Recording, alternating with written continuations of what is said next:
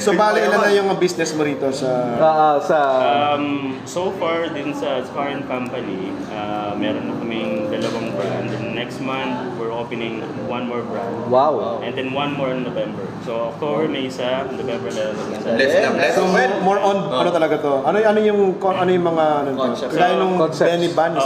So, yung una is yung Whoop Burger. Basta burger! Whoop Burger! Tapos pangalawa is yung Benny Bun. And then third, meron kami yung Hampo. Hampo naman is we focus on fresh burger. Fresh burger? So, teka muna.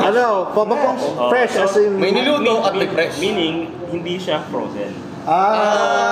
So pag in order, doon pa lang gano'n pa lang gagawin.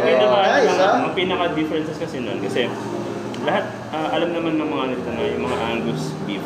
Siyempre from US. Yes. Kailangan dalhin. Siniship yan frozen. Frozen.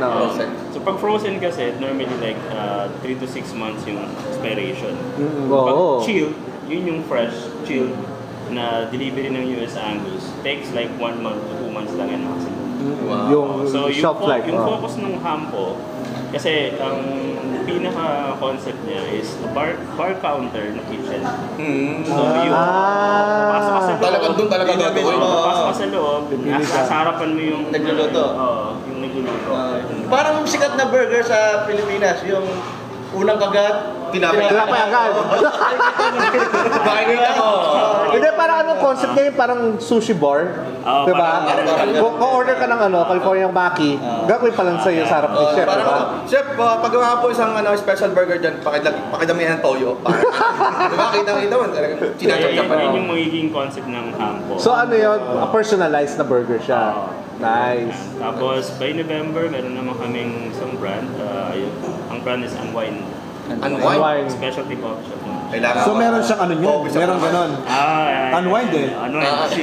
So ibig sabihin, meron ganon. Hindi, May pam-pam. Hindi, wala namang pang-unwind eh. Kape lang. Relax lang.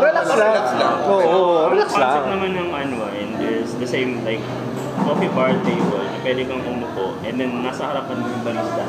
May ginagawa yung kape. Wow! Bago yun Parang lang kayo, no? Parang nakita ko sa isang concept sa Europe, ganyan. Europe actually, Yo! Sa Europe actually naman namin yan. Galing yung Chef Airo, So yun yung, we're trying to come up with something na wala pa sa market. Yes, tama. Laging ganun naman eh. Like, again, kung puputag ka ng bagong brand, you always ask yourself, anong pinagkaya ko ng gagawin? Kasi ginagawa ko.